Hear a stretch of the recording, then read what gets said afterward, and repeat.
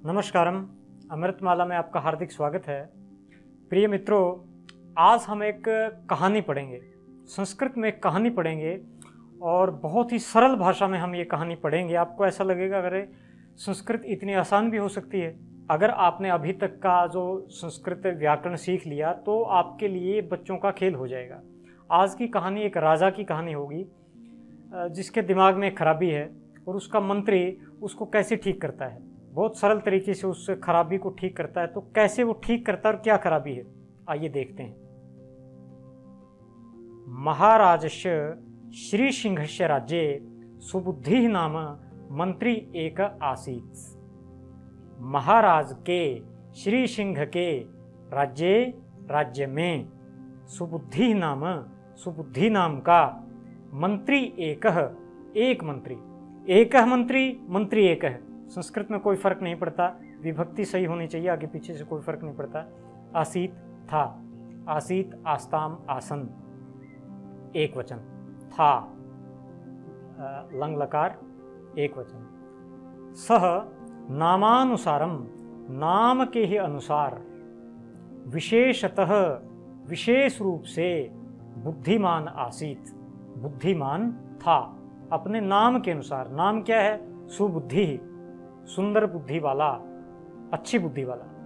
इसका उल्टा बनेगा कुबुद्धि या दुर्बुद्धि। तो महाराजस्य श्रीसिंहस्य राज्ये सुबुद्धि नाम मंत्री एक आसीत्, सः नामानुसारम विशेषतः बुद्धिमान आसीत्। आगे बढ़ते हैं। महाराजस्य राज्ये केचन अन्ये दासाः अपि आसन्। महाराज के राज्य में केचन अन्य कुछ अन्य दूसरे दासाः दास, नौकर चाकर, सेवक, अपि भी आसन थे, दूसरे दास भी थे। राजा तान उनको, सह तौ ते तम तौ तान, द्वितीय विभक्ति बहुवचन, उनको पशु तुल्यान, पशु के समान। तुल्य कहते जिसे तुलना की जाए, पशु तुल्य जिसकी तुलना पशु से की जाए, जिसे पशु के समान समझा जाए। तो तान और पशु तुल्यान दोनों में ही एक ही विभक्ति है, तो दोनों की हिंदी एक साथ हम बनाएंगे। उनको पशु के समान राजा क्या करता था? भावयति स्म, भाव देता था या समझता था। हिंदी में हम कहते हैं भाव देता था, यानी वैसा उनको समझता था, पशु के समान समझता था, कुछ समझता ही नहीं था। ये जो स्म है इसको भी समझ लेना जरूरी है। स्म जब हम लगा देते हैं तो भूतकाल में उसका अर्थ चला जाता है। ऐसा माना करता था, ऐसा किया करता था। इंग्लिश में होता है used to. I used to go on a walk daily when I was in Kolkata. जब मैं कलकत्ता में था तो रोज सुबह सैर के लिए जाया करता था। यूज्ड टू गो, जाया करता था। इसी तरह भाव यति स्म, भाव देता था। एकदा, एक बार। दा जब हम साथ में लगा देते हैं तो उसका मतलब होता है बार। एकदा एक बार, अनेकदा अनेक बार। सुबुद्धि ने महाराजम, महाराज को, प्रार्थितवान, प्रार्थना की। कर्तव्य प्रत्यय भूतकाल के लिए। सुबुद्धि में कर्ता कारक है और महाराजम में कर्म कारक है। तो सुबुद्धि यहाँ कर्ता है और महाराज यहाँ कर्म है। तो सुबुद्धि ने महाराज से प्रार्थना की है। हम संस्कृत में शब्दों के आगे पीछे से नहीं देखते, विभक्ति से देखते हैं। अगर हम इसको ऐसे कर दें, एकदा सुबुद्धिम महाराजा प्रार्थितवान, तो इसका अर्थ उल्टा हो जाएगा, जबकि शब्द तो वैसे ही है, विभक्ति बदल दी हमने। एक बार महाराज ने सुबुद्धि से प्रार्थना की, ऐसा अर्थ हो जाएगा। क्या प्रार्थना की है?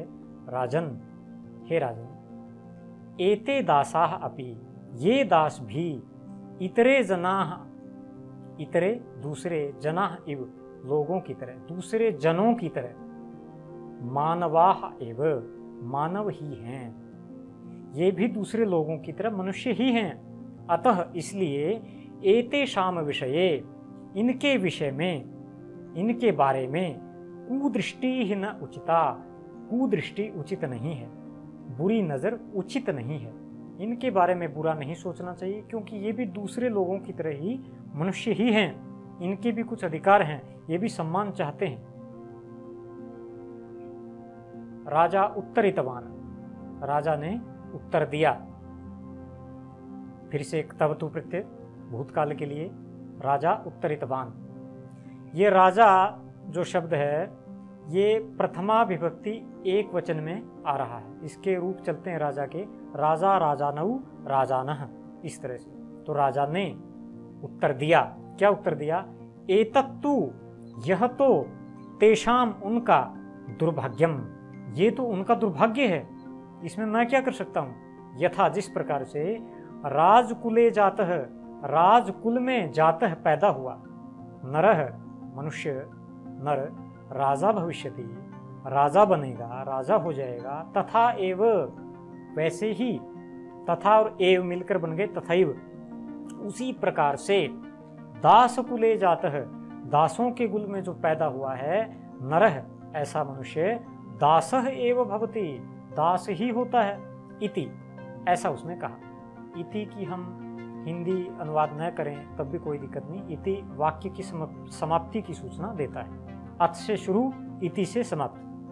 तो राजा ने उत्तर दिया, एतत्तु तेषाम दुर्भाग्यम, यह तो उनका दुर्भाग्य है, यथा राजकुले जातः नरः राजा भविष्यति, जैसे राजकुल में पैदा हुआ मनुष्य राजा होगा, तथा एव, वैसे ही, दासकुले जातः नरः, दासकुल में उत्पन्न हुआ नर, दासः एव भवति, दास ही होता है, इति, ऐसा उसने कहा।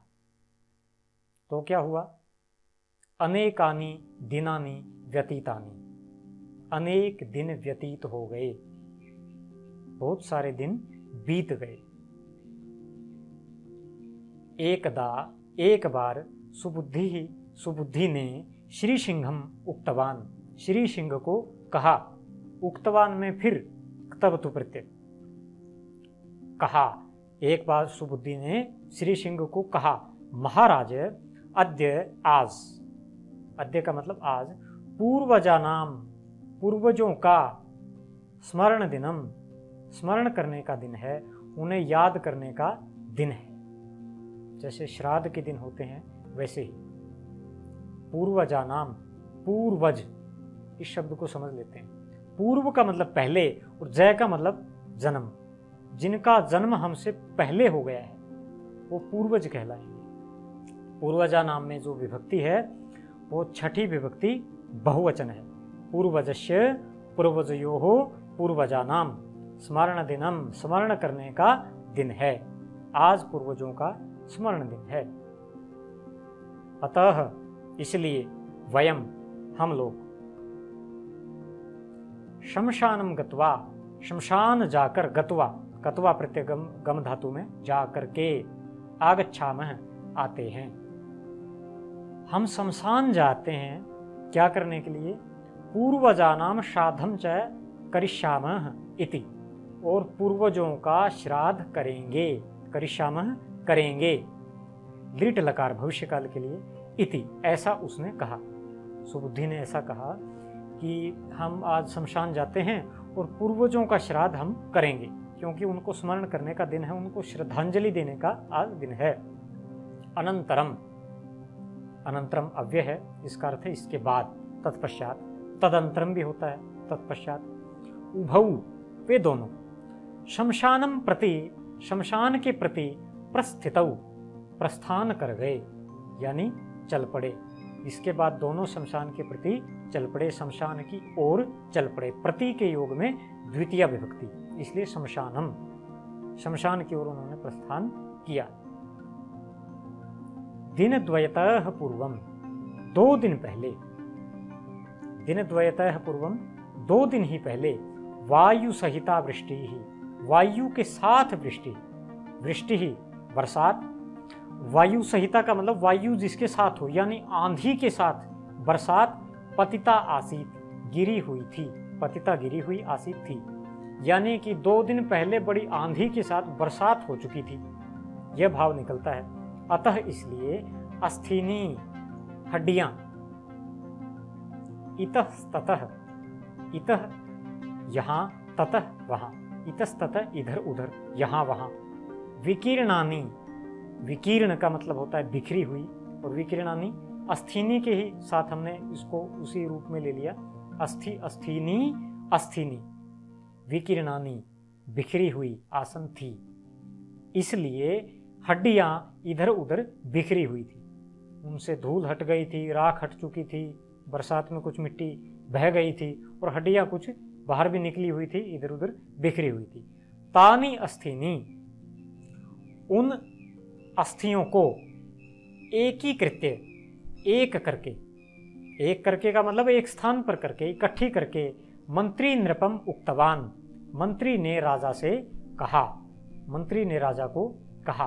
वो जो बिखरी हुई हड्डियां थी उनको एक जगह करके इकट्ठी कर लाया मंत्री, और राजा से बोला, महाराज, हे महाराज, भवतः पूर्वजानाम अस्थीनि, आपके पूर्वजों की अस्थीनी हड्डियां, कीदृशानि सन्ति, कीदृशम किस प्रकार का, कीदृशानि किस प्रकार की, अस्थीनी के योग में कीदृशानि, सन्ति हैं, आपके पूर्वजों की हड्डियां किस तरह की हैं।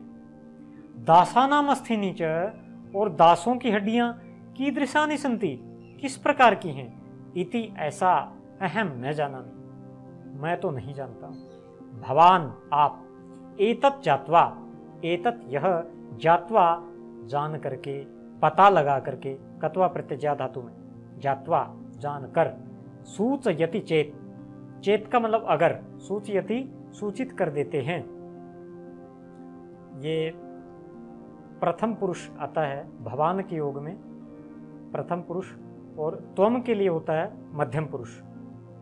भवान गच्छति, आप जाते हैं, भवान गच्छसि नहीं कहेंगे, त्वम गच्छसि, लेकिन भवान गच्छति, ऐसा। अगर, चेत का मतलब अगर, अगर आप यह जानकर सूचित कर देते हैं, पता दे देते हैं कि कौन सी हड्डियां हैं, तो क्या होगा, श्राद्ध कार्यम, तो श्राद्ध के कार्य क्या हो जाएगा, सुकरम भवेत, सुकर हो जाएगा। सुकर और दुष्कर, सुकर मतलब जिसको करना सरल है, सु का मतलब आसान, और दुष बुरा या कठिन, जिसे करना कठिन हो दुष्कर, और जिसे करना सरल हो सुकर। तो ये श्राद्ध कार्य बड़ा सरल हो जाएगा, आसानी से हो जाएगा, क्योंकि दासों की हड्डियों को आपके पूर्वजों की हड्डियों के साथ कैसी श्रद्धांजलि दी जा सकती है। आप तो राजाओं के कुल में उत्पन्न हुए हैं और वो दासों के कुल में, ऐसा कैसे हो सकता है। तो जरा पता करके मेरे को ये बता दीजिए, ताकि हम ये कार्य कर सकें।